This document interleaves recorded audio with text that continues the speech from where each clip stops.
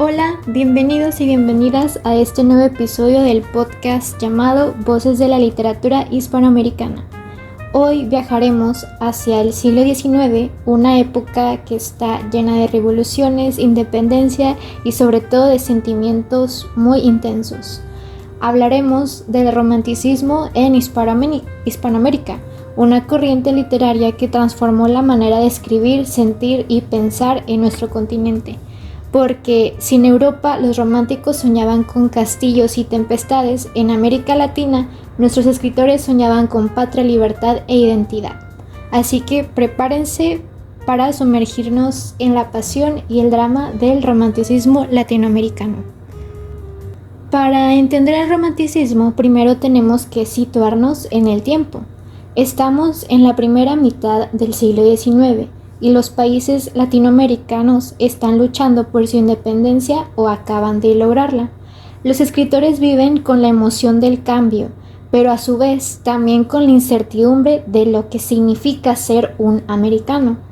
El romanticismo surge como una respuesta al racionalismo del neoclasismo. Si antes todo debía tener orden y medida, ahora lo importante es el sentimiento, la imaginación y la libertad creativa.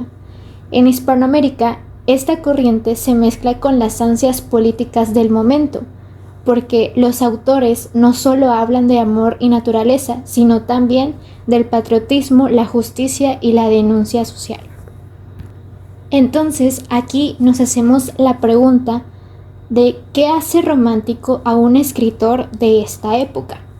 Algunas características claves son la exaltación del yo, debido a que los autores muestran sus emociones más profundas, sin filtros, muestran la tristeza, la soledad y el amor imposible, que son los temas más frecuentes.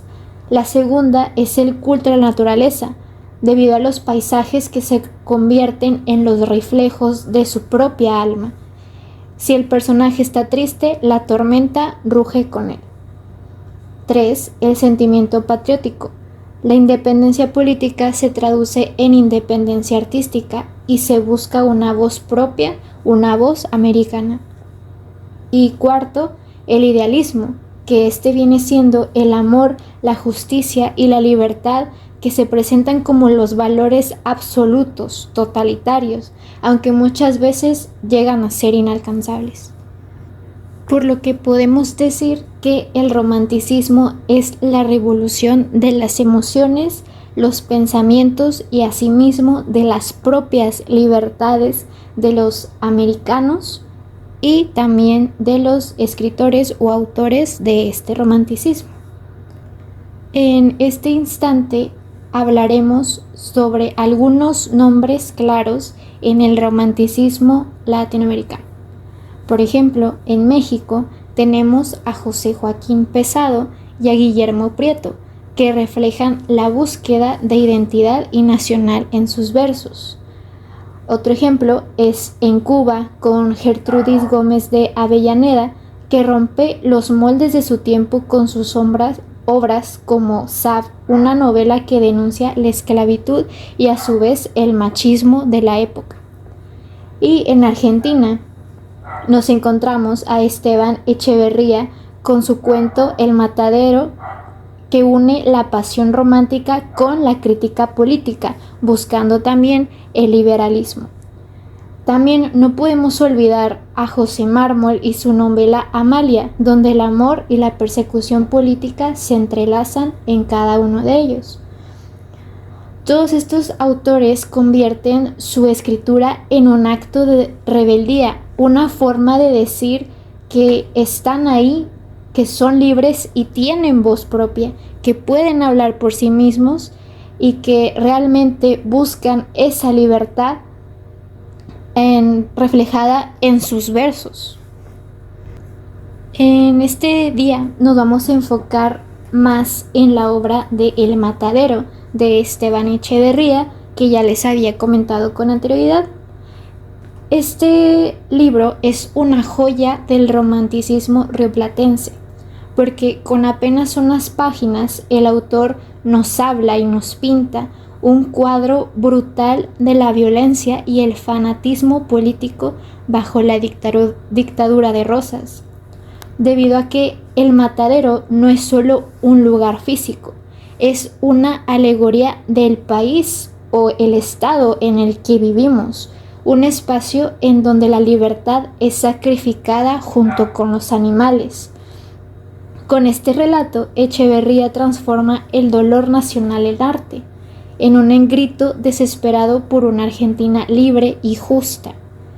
Y eso es lo que hace del romanticismo algo sumamente poderoso. ¿Por qué? Porque su capacidad para convertir la emoción individual en una causa colectiva. Debido a esto, podemos decir que el romanticismo en Hispanoamérica fue una llama que incendió o más bien encendió los corazones de los pueblos recién nacidos y de los escritores que se atrevieron a soñar en un continente diferente, que llevaron sus mentes y sus pensamientos a mucho más allá, a desear mucho más allá de lo que el pueblo o el gobierno les brindaba. Fue una época difícil en la que escribir era un acto de valentía, donde la poesía servía para pensar en la patria y donde el amor no se separaba de la libertad. Los románticos nos enseñaron que la literatura no solo describe el mundo, sino que lo transforma con él. Hoy, cuando leemos a Avellaneda, Echeverría o Mármol, todavía podemos sentir esa mezcla de esperanza, rebeldía y ternura que los impulsó. Ellos creyeron que un poema podía cambiar una mente y que una idea podía cambiar una nación. Y quizá esa sea la herencia más valiosa del romanticismo, recordarnos que nuestras emociones también son una forma de reconocimiento, de conocimiento también. ¿Por qué? Porque nos lleva a pensar mucho más allá del margen de lo que creemos que debe de ser. Es este sentir intenso y es otra manera de entender nuestra propia realidad. Así que la próxima vez que nos dejemos llevar por alguna canción triste o un verso apasionado o un ideal que creamos imposible, pensemos que de algún modo estamos reviviendo ese espíritu romántico que construyó nuestra propia identidad literaria, porque por esto mismo estos autores se esforzaron tanto y fueron valientes en escribir lo que realmente pensaban, lo que sentían, y asimismo llegaron a transformar con cada uno de sus escritos nuestra realidad, o a lo que ahora conocemos como nuestra realidad, que tampoco hay que dejar de hacerlo, sino que nos veamos impulsados por esas páginas y por esos textos.